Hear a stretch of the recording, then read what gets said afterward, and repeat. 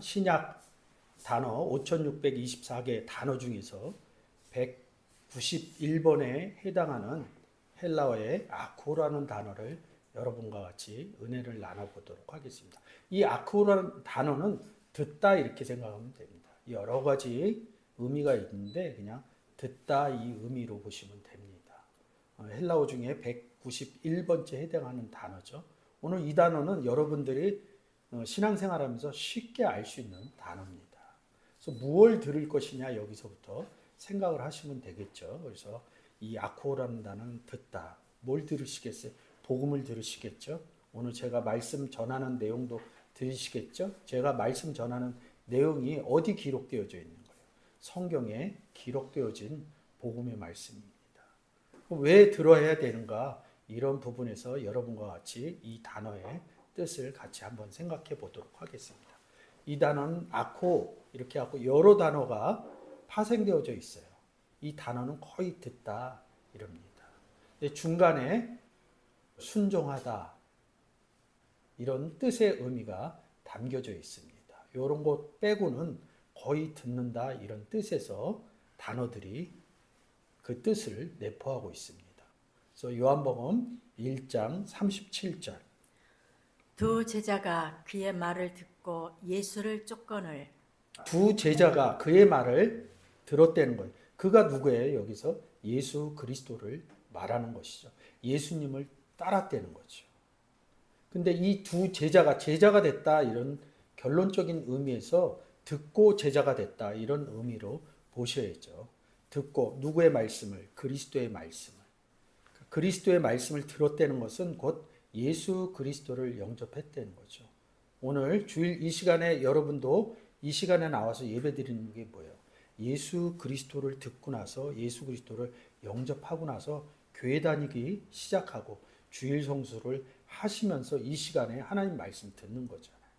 그래서 들었다 이런 의미는 뭐냐면 복음이 전해져서 들려졌다. 요한복음 5장 28절입니다. 이를 귀히 여기지 말라. 무덤 속에 있는 자가 다 그의 음성을 들을 때가 오나니. 무덤 속에 있는 자가 음성을 듣는다. 두 제자가 그 말을 듣고 이릅니다. 근데 이 두 제자는 뭐예요? 예수 그리스도를 영접하고 나서 살아났다 이런 의미죠. 그래서 예수 그리스도를 영접하기 전에 우리가 생물학적이나 물리적인 죽음을 얘기하는 것이 아니라 예수 그리스도가 없으면 허물과 죄로 죽었다 이렇게 얘기합니다. 들었더니 예수 그리스도를 영접했더니 어떻게 됐다는 거예요? 살아났다 이런 부분이죠. 허물과 죄로 죽었던 너희가 살았다. 죽은 자들이. 25절 먼저 죽은 자들이 하나님의 음성을 들었다. 28절에 무덤 속에 있는 자가 하나님 아들의 음성을 들을 때가 오나니. 들었더니 예수 그리스도를 영접했다. 이런 의미로 성경을 해석해야지 물리적인 죽음에서 살아났다. 우리가 일반적으로 얘기하는 부활의 의미로 생각하면 안 됩니다. 살아났다, 죽었다 이렇게 이야기할 때 성경에서 이야기할 때 아주 중요한 구절이 에베소서 2장 1절의 의미라는 거죠. 이 의미를 갖다 놓지 않는다 그러면 예수 그리스도가 2000년 전에 죽었다 살아난 의미로 다시 무덤 속에서 살아날 것이다 이런 얘기를 했을 때 너무 2000년이라는 오랜 시간이 걸렸다는 거죠. 그러면 예수 그리스도나 하나님이 너무 능력이 없다는 거죠. 2000년이 걸리도록. 그러니까 사람들이 성경을 모르니까 앞으로 무덤 속에 있는 자가 살아난다는 거예요.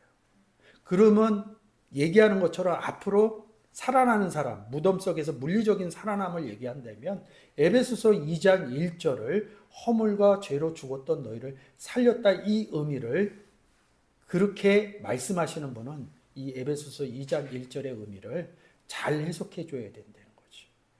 근데 살아나는데 어떻게 살아나요? 들어야지 살아난다는 거죠. 듣지 않고는 살아날 수 없다는 거죠.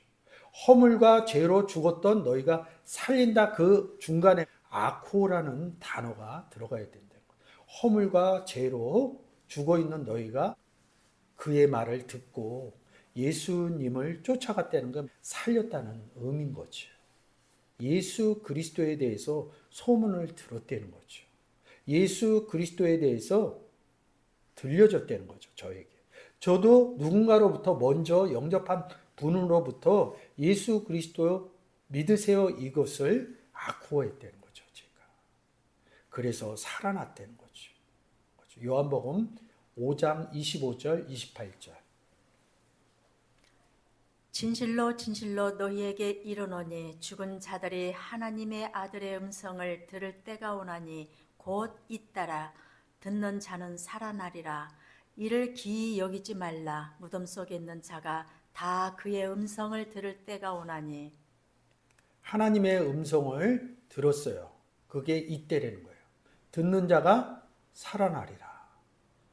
이때가 온 때 허물과 죄로 죽었던 너희가 살리라. 죽은 자, 28절에서는 무덤 속에 있는 자, 등치시키는 거죠. 성경은 이런 내용이 되게 많아요.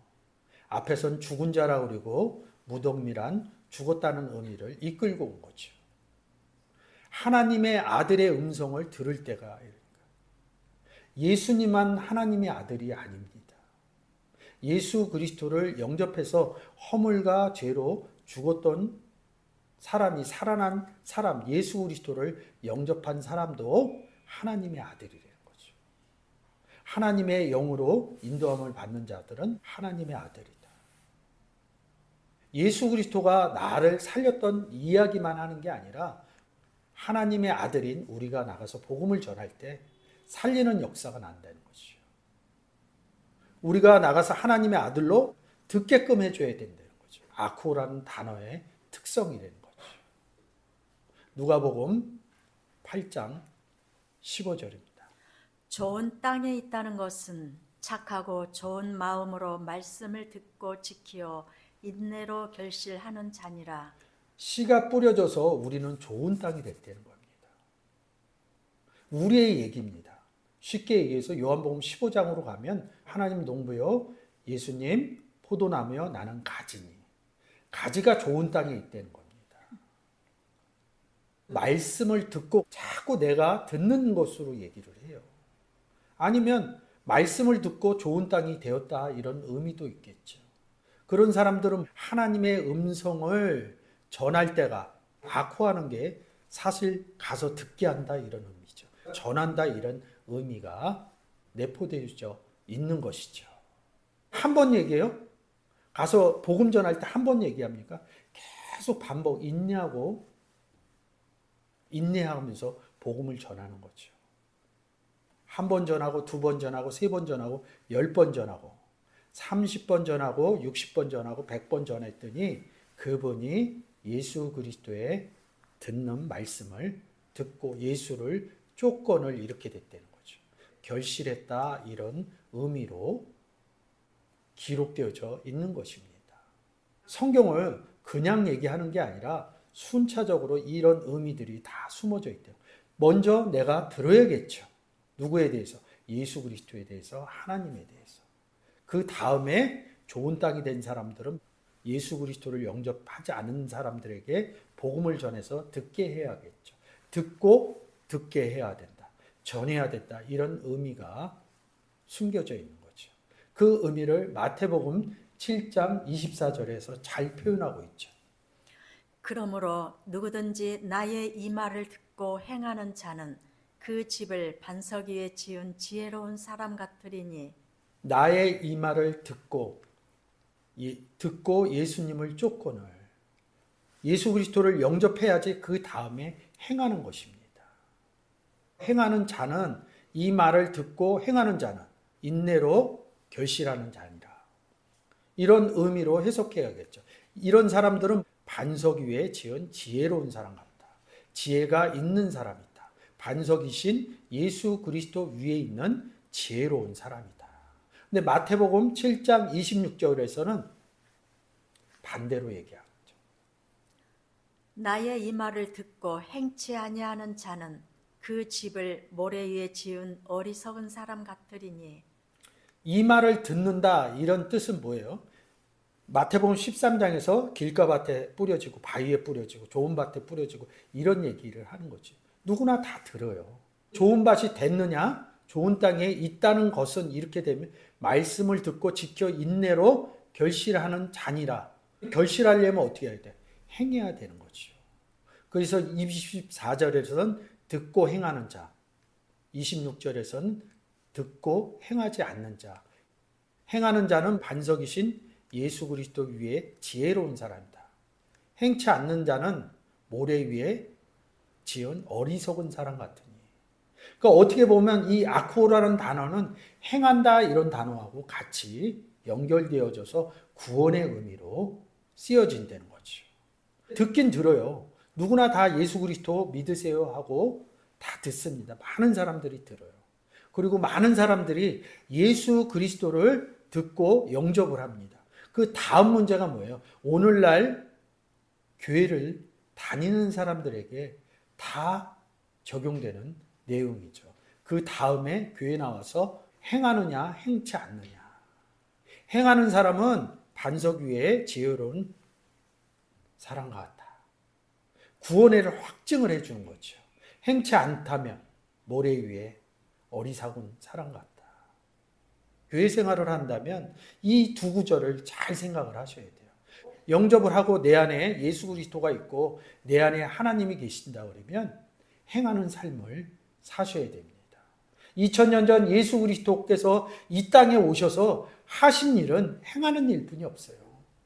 구원의 복음을 전한 그 외의 일은 절대 없습니다. 그것은 그 나머지 것을 얘기한다면 그거는 과대하게 성경의 의미를, 구원의 의미를 다르게 해석해서 전하는 내용뿐이 없습니다. 사도행전 이후에도 하나님과 예수 그리스도 전하는 얘기뿐이 없지 다른 얘기를 한다 그러면 그것은 복음적인 얘기가 아닙니다. 삶이 풍성하고 어떤 굉장한 역사적인 일이 일어났다는 것은 구원의 의미를 해석하려고 그렇게 성경에 기록을 해놓은 것이지 그 굉장한 역사적인 일도 구원의 표징을 하기 위해서 삶의 형식으로 그렇게 표현을 기록을 해놓았다고 저는 생각을 합니다. 그래서 특히 교회 다니시는 분은 내가 복음을 전하는지 안 전하는지 이런 부분으로 여러분들이 생각을 많이 생각하시면서 성경의 내용을 보셔야 된다고 저는 생각합니다. 이 아코라는 단어는 듣고 전하는 들음의 전함의 아코의 삶을 이루어갈지 여러분들이 이 단어를 보면서 잘 생각하셨으면 좋겠습니다. 이 아코라는 단어가 많이 파생이 다요. 그래서 쉬파코 이렇게 하고 순종하다, 복종하다 이럽니다. 근데 이 단어는 쉬포라는 단어와 아코라는 단어와 합성이 되어져 있어요. 어디 아래 있느냐? 그리스도 아래 있다 이런 뜻입니다. 그리스도와 함께 아래 있다는 것은 뭐야? 그리스도와 함께 임마누엘 돼 있으면 내 안에 예수 그리스도가 있으면 복음을 순종치 않는 자들에게 전한다는 거죠. 그래서 주 안에서 순종하라. 쉽게 얘기해서 주 안에 있는 것을 알게 되면 복음을 전할 수밖에 없다. 저는 이렇게 생각을 합니다. 어느 말을 듣고 순종한다는 것이 아니라 성경의 내용들은 너는 구원을 얻었느냐? 그러면 복음을 전하라. 이런 내용들이 순종하라 이런 뜻입니다. 그래서 이 순종하라 이런 뜻은 더 한번 휘파고 이러면서 너의 복종이 온전하게 될 때 이렇게 얘기를 합니다. 너의 복종이 온전하게 될 때 복음 전한다 이런 뜻입니다. 그래서 시브리서 5장 8절에서 그가 아들이시라도 받으신 고난으로 어떤 고난을 겪었어요? 예수 그리스도가. 복음 전하는 고난을 겪었어요. 여러분 항상 말씀드리듯이 예수 그리스도가 삶 가운데 제일 고난 얻었을 때가 우리가 고난주간이죠. 고난주간의 결과치는 뭡니까? 골고다 언덕을 넘어가는 것이죠. 그래서 십자가에 못 박히는 것이죠. 그래서 그 부분만 딱 잘라서 보시면 안 돼요. 그러면 골고다 언덕과 십자가에 못 박힌 원인이 무엇이냐 이거죠. 그 원인은 복음 전한 것뿐이 없다는 거죠. 그게 고난으로 순종을 배워서 이릅니다. 그래서 그 의미가 복음 전하는 순종의 의미로 이 단어를 보셨으면 좋겠습니다. 파라쿠오 이릅니다. 파라 곁에라는 단어와 아코라는 단어하고 함께 있어요. 그래서 이 단어는 파라코에 이렇게 갖고 또 파생을 시킵니다. 근데 이 단어는 순종치 아니했다 이럽니다.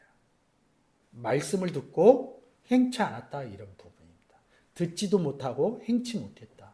이런 두 가지의 의미가 있겠죠. 이 파라의 의미를 아시면 순종치 아니했다 이 의미를 알 수 있습니다. 헬라어의 전치사 이런 부분으로 봅니다. 엔 어디 안에 있다, 주 안에 있다, 내 안에 있다. 그리고 에이스 안으로 들어가다. 그래서 이 파라라는 단어의 뜻은 뭐냐면 곁에 있다 이럽니다.